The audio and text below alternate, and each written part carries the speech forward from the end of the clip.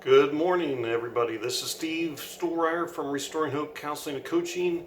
Just want to thank you for taking the next few minutes to invest in yourself, to develop your own leadership capacities, and consequently have a larger and larger influence in your community, in your company, and in your realm of influences. So, which is super important, which I mentioned in the last video, is that it is super important to invest in oneself as a leader, because as you grow, you can give what you've learned, and you can't really give what you don't already have. And so I'm excited that you're taking the time to invest into yourself by watching this video and the series of videos that will be coming out over the next months on leadership development and personal growth. And so, again, just thank you. I'm excited to see how you're going to grow as you watch these videos and you apply the things that we talk about on these videos. Now, what is also really cool is as I'm preparing these videos, as I'm kind of outlining what I want to say on a particular topic, I'm learning, and in many cases relearning some of the things that I'm teaching on. And so then making a concerted effort then to apply these things into my own life, and hopefully the result is that I'm going to grow as a leader as well. So today what I want to do is kind of bridge back a little bit to what I ended the last video with, and that was me stating that a leadership is an inside job. And so what that means is that leadership development is not just developing external skills or skills that go outward from us. Those are important, but the primary focus of our own leadership development should be within our own values, our own attitudes, perhaps our own ethics and morals, whatever the case may be. But as we develop ourselves inwardly, we develop our inner skills, then they will naturally outflow to our external skills, and we will have more and more influence and greater leadership capacities as we develop on the inside. And so that's going to be the focus of the series of videos, is how do we develop on the inside, and then consequently how it influences people on the outside. So let's get started. Today I want to talk about being a likable leader. So I think the primary need for the leader, a person who's leading other people, a person who's gathered followers, the primary need of a leader is to be likable. That may seem like common sense to you, and it is to me, but I've met many people in leadership positions who just frankly aren't very approachable, aren't very likable, and yet they get frustrated that nobody's following them. Well, I hate to tell it to them, it's because nobody likes you. That's why no one's following you. Or maybe you want to be liked and you have good intentions, but it just is not coming across. I've had supervisors in the past who really had the head knowledge and were probably good at the external skills, but frankly, I didn't want to hang out with them. And because I didn't want to hang out with them, when they did have things to say to me to help me along my journey, it was difficult to hear from them, because frankly, I didn't think that they had my intentions in their mind. They weren't intending for me to be better. They just wanted to communicate information. So I'm sure you've had supervisors and people above you at various companies, some of whom you liked a lot, and you would go to the edge of the cliff with them and maybe over the cliff, and some you wouldn't even walk to your car with because they weren't likable. So I think you can relate to this. And so what I'm going to suggest to you today is that if you want to be an effective leader, if you want to grow in your leadership, the first thing to think about is, are you a likable person? Are you likable? And so I'm going to give you some characteristics of a likable leader. So let's get started on that. Number one, the first characteristic of a likable leader is that they are other-centered.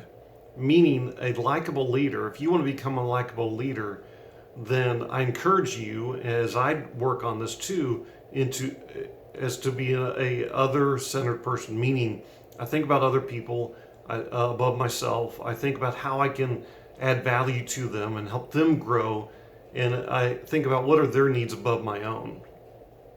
Okay, so a likable leader first thinks about other people. Secondly, a likable leader thinks about ways to add value to others. Thinks about ways to add value to others, meaning you may have people who are following you, or you may want them to follow you. And so what I'm going to suggest is one of the ways for you to be liked by that person, and consequently giving you influence over them, is can you step back and think about that person and think, how can I add value to them, for them? Meaning, sometimes a trap leaders fall into, and if I'm not careful, I can fall into this trap as well. Sometimes the trap we fall into is, how can I add value to them so that they benefit me? And that would violate the first aspect of a likable leader, which is we're other-centered. So a likable leader is one who thinks about others and thinks about how to add value to the other person for their benefit. And kind of what I think of is if I can add value to my staff or to people I know, and it comes back to help me, hey, that's fantastic. But my intention is, my motivation has got to be pure and good to say, how can I add value to them for their benefit? So the third aspect of a likable leader is that they help others solve problems. They help others solve problems. So in other words, what a likable leader does is keep their ear to the ground and listen to what their followers are saying and the problems that they are mentioning that they have. And a likable leader then tries to solve that problem with them, for them. In other words, for example, in my practice, my business is a private practice, we've been growing pretty quickly, so we're hiring more staff, and we expanded into some suites right next door to our current suites. And so we've had to buy furniture, and we've had to do different things to furnish those new suites. And so one of the things that we needed that I didn't even think of, and this was just a brain cramp on my part, was we needed a copier on that side of things. We have a copier here in our current suites. They needed a copier over there, and I really wasn't paying attention to it. And it didn't really bother me that there wasn't a copier on the other side, primarily because I don't work on that side. But it occurred to me when two of the therapists mentioned that they would like to have a copier so they don't have to walk all the way over here.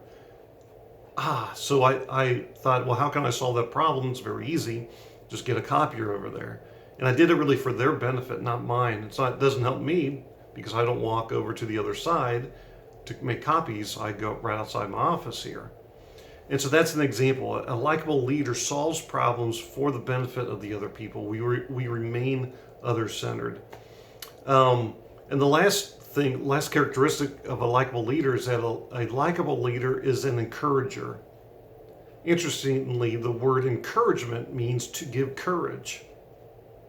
And so a likable leader gives encouragement. In other words, we give courage to people to persist, to be diligent, to overcome difficulties or struggles.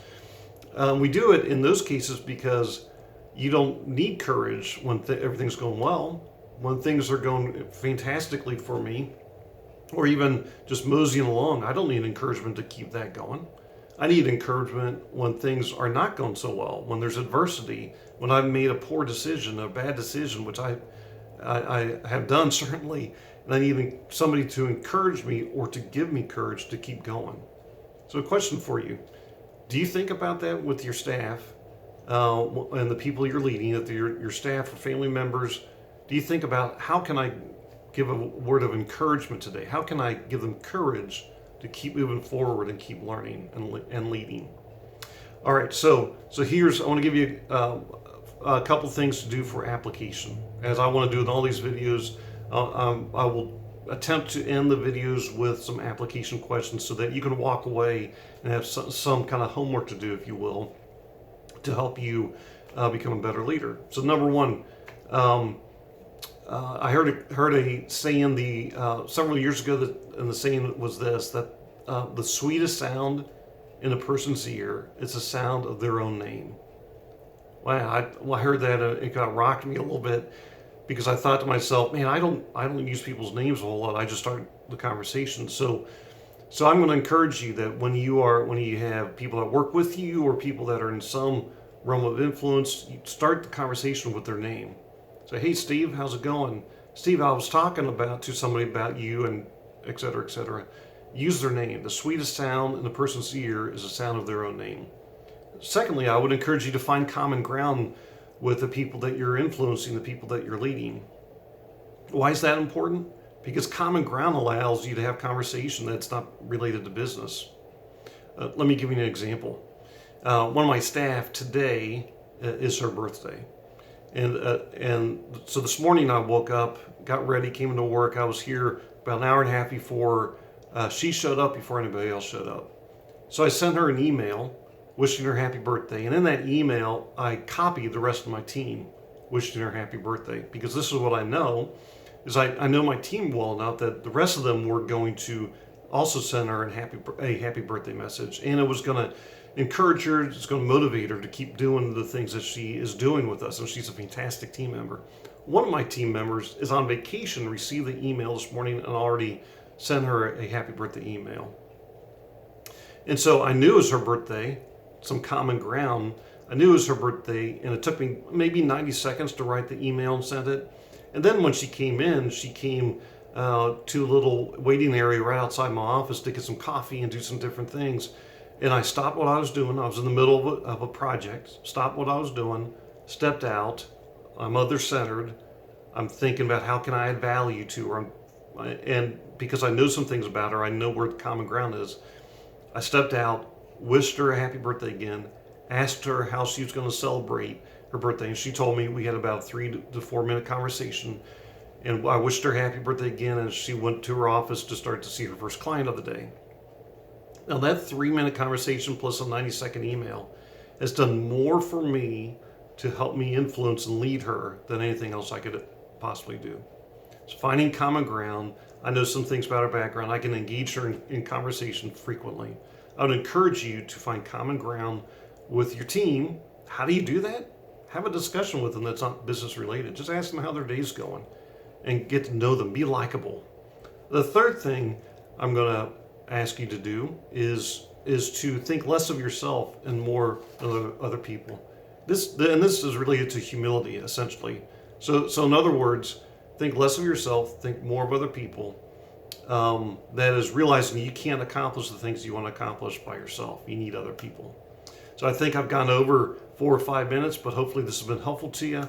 So look forward to making the next video, which will come out, be sent to you or posted on Facebook here in the next week or so. So hope you have a great day. Let me know if I can be of any help to you.